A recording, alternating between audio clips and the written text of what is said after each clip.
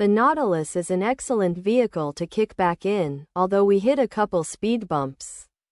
An $80,000 luxury crossover SUV should be attractive and plush.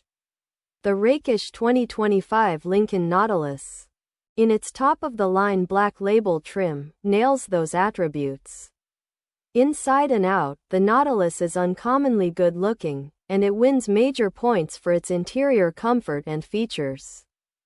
Chinese built in Hangzhou alongside the now Chinese market-only Ford Edge, the Lincoln's inherent goodness makes us wish we had a chance to sample that Edge, which would presumably be a nice value. Fabulous to behold, but back to the Lincoln. By far the Nautilus' most impressive area is its interior design. The front row and dashboard look to have been lifted from Captain Picard's Enterprise D and enhanced with a dash of Art Deco before being installed.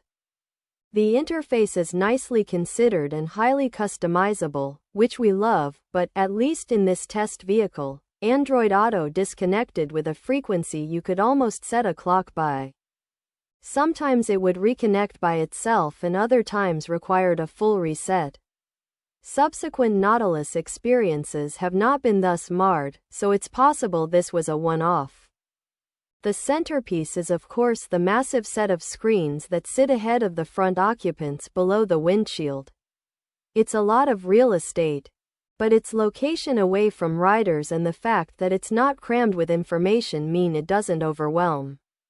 Rather, with a choice of various graphics and a calm mode, it enhances the relaxing vibe. The nighttime ambient light is spectacular, too.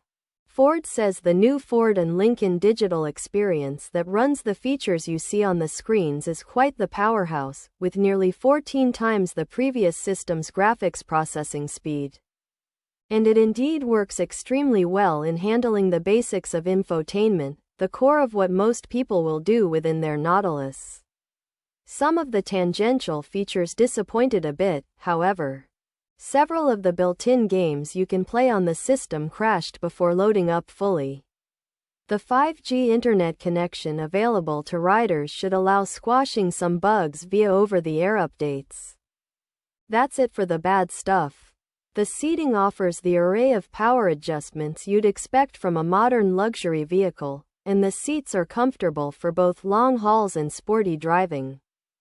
The Blue Cruise hands-free driving system works fantastically, too, locking into the center of a lane and even changing lanes with just a turn signal tap. With the phenomenal Revel audio system on the massaging seats needing out the day's stress, the car's onboard scent diffuser working away, and Blue Cruise handling the driving. Road tripping the Nautilus is the essence of a stress-free experience.